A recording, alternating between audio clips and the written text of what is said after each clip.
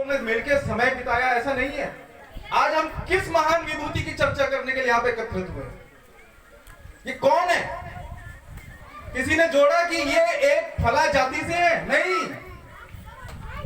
ये जिसका गुरु है वो राजपूताना की राजपूतना मीरा थी। ये मीरा के गुरु का दिवस है।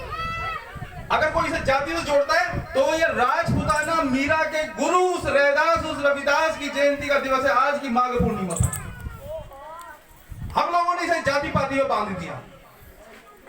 रविदास मेरे गुरु हैं, रविदास हम सबके गुरु हैं, रविदास मीरा के गुरु हैं और मीरा हम सबकी है। और हम मीरा के पद गाते हैं और जो मीरा कहती है कि मेरे तो गिरधर गोपाल दूसरो न कोई, और उसका कोई नहीं तो उसका गुरु लेकिन कौन है? वो है रैदास, वो है रविदास। ये सीख देने वाला कौन था? मीरा के अंदर इस बात की लौ जगा देने वाला कौन था? वो जो कभी नहीं घूमा इधर उधर, पहाड़ नदी नाले पर्वत जंगल, कहीं नहीं गया। एक जगह बैठे बैठे जूते गांठता रहा और दुनिया को रास्ता दिखाता रहा।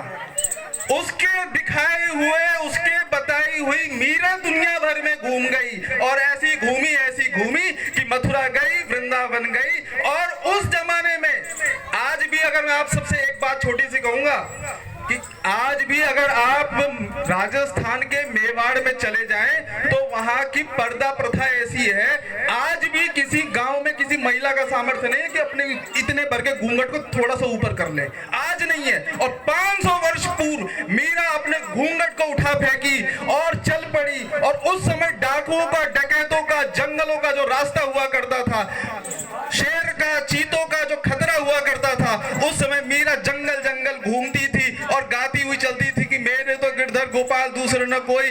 और संत रविदास ने उसके हृदय के भीतर जो भक्ति की जो ज्योति जगा दी थी, वो ज्योति एक दिन बढ़ के ज्वाला हो गई। और वो ज्वाला ऐसी भड़की कि द्वारका में द्वारकाधीश में साक्षात विलीन हो गई। ऐसी महान विभूति को जन्म देने वाले, जन्म एक माँ के गर्भ से होता है, पिता के बीजारोपण से होता है, पर एक जन्म गुरु के द्वारा होता है। गुरु ने उसके भीतर वो जो प्रकाश जगाया था, उसने मीरा को ऐसा धन्य बनाया कि मीरा ने गाया और आज मीरा को दुनिया ने गाया।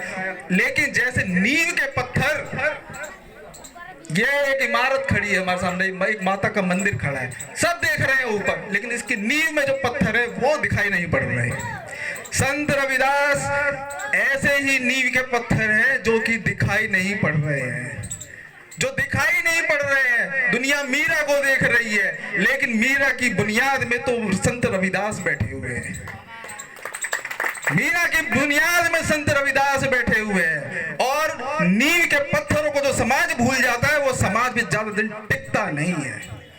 समाज को अगर आगे बढ़ना है तो अपनी नींव के पत्थरों को बार बार पूजना पड़ेगा। और आज की संत रविदास जयंती एक ऐसा ही दिवस है जब हम नींव के पत्थर को पूज रहे हैं। संत रविदास के चरणों में दंडवत नमन करके हम हृदय के भाव से संकल्प करें कि हम उनके मार्गदर्शन में चल के, उनकी बातों पर विचार करके उस समाज में उस नेतृत्व को खड़ा करेंगे जो कि समाज को ऊंचाइयों की ओर ले जाए। और ऐसा ले जाए कि एक दिन इस भारत भूमि की ओर दुनिया रश्क करे, वाह वाह वाह वाह वाह, क्या महान भारत है, क्या भारत की भूमि है जो ऐसे संत वृंदों को पैदा करती है। ऐसे अनेक संत वृंद भारत भर में हुए और संत शिरोमणि श्री रविदास जी उनमें अग्रणी श्रेणी के सबसे अग्रज पुरुष गिने जाते हैं। ऐसी महान आत्मा को, ऐसी ऋषि आत्मा को, ऐसी देवात्मा को कोटि कोटि नमन करते हुए मैं अपनी वाणी को यही विराम दूंगा। समय से मैंने कुछ ज्यादा ले लिया, उसके लिए मैं धन जी क्षमा करेंगे। बहुत बहुत धन्यवाद।